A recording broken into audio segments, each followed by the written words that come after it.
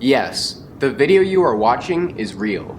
This man really is repeatedly punching this woman's seat on an airplane because she reclined it. And this video sparked much debate on the interwebs about who was in the wrong. Some people said that the woman was in the wrong because it's rude to recline your seat, while others said that the man was in the wrong because it's rude to, it's rude to punch people. But you know what I think? I think that they're both assholes. Now, there were some other people online who said that it was neither the man's nor the woman's fault for their childish actions, and it was actually the airline's fault for cramming these people in on these planes. Which I get, it is tough out here on these planes, especially if you're tall. There is no type of legroom. But millions of people go on planes each and every day and don't act like fucking children about it. So why are these people acting this way?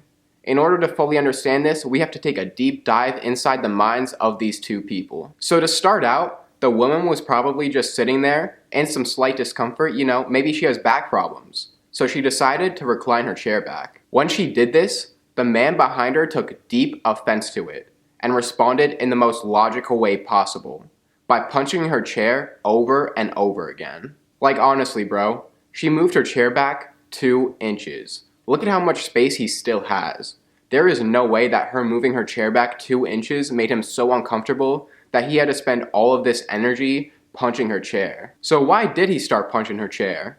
There was a lot of speculation about the true reason of why he started doing this, but the one that caught my attention the most was that it was because she was a woman. Mitch on Twitter here said, "He isn't hitting the seat because she is reclining.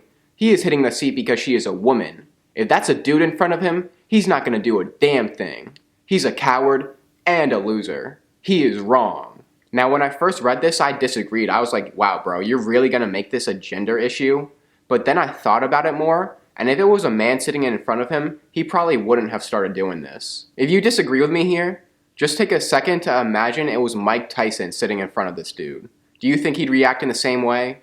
Nah, I think he'd be acting a little bit differently if it was Mike Tyson who encroached on his space by 2 inches. If Mike Tyson is sitting in front of me on an airplane, he can recline a seat as far back as he wants. Mike Tyson could literally call my mom a bitch, and I'd be like, well, mom, you were kind of acting like a bitch. I want no smoke with that man. Also, not to make this a race issue, but if this dude wasn't white, he probably wouldn't be able to do this, because even if you are white, you always have to be on your best behavior while in airports and on planes. But that's especially true if you have a little bit more melanin in your skin. Imagine some guy who looked like this was doing this to some white girl's seat on a plane. TSA would be all over that shit. Anyways though, this guy was just punching her seat. I still don't know why. I guess he just took it personally that she reclined it and thought she did it just to spite him, just to piss him off. And when he started doing this, the woman also responded in the most logical way possible. No, not by turning around and asking him to stop, but instead by taking her phone out to record him. She probably thought that this would get him to stop. It is one of the benefits of everyone having a phone nowadays, that nobody can act like an asshole in public, because if you do, it will be documented and you will be shamed by everyone.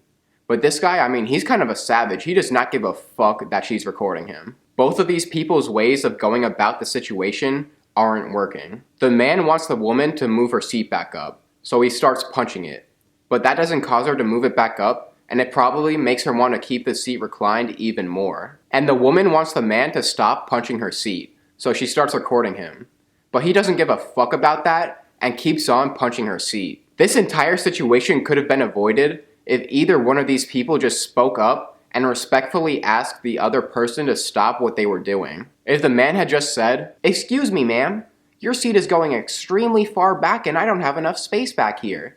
Would you please consider moving it back up?" The woman probably would have just moved it back up. And if the woman had turned around and said, "Hey man, I would really appreciate it if you stopped punching my seat.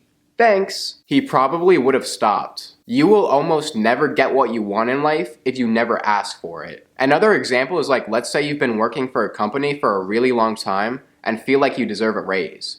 But year after year, you don't get one. You have to keep in mind that your company isn't actively looking to spend more money. So if you never ask for a raise, they'll just assume that you're content with the amount that you're currently getting paid and won't consider giving you one.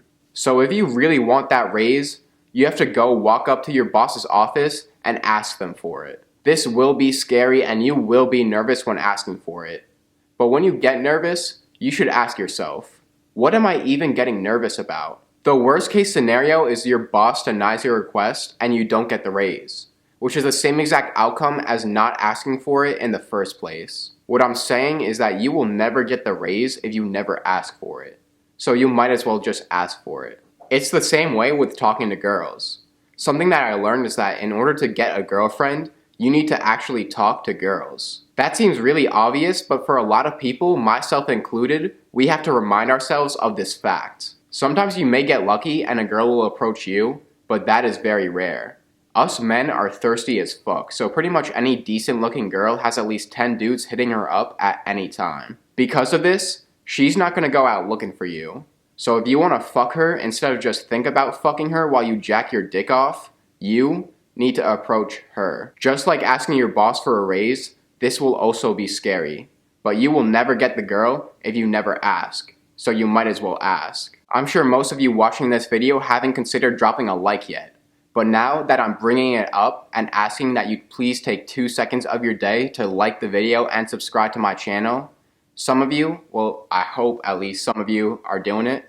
Please, pretty please, help me out a lot, please. Speaking up for yourself and asking for things from others are two of the most important skills that you need in life. But so many people refuse to work on these skills. And I understand why. It can be scary to ask for something and nobody wants to seem like a leech. But remember the thing that I've been saying throughout this video. You will never get what you want if you don't ask for it. So if there's something that you really want in life that you need to ask someone for, but you're getting anxiety about asking them, remember this idea. And if there's someone or something that's bothering you, don't be afraid to speak up for yourself. Unless it's Mike Tyson, then you should just keep your mouth shut. Anyways though, I do hope you all enjoyed this video. Have a great day. Peace.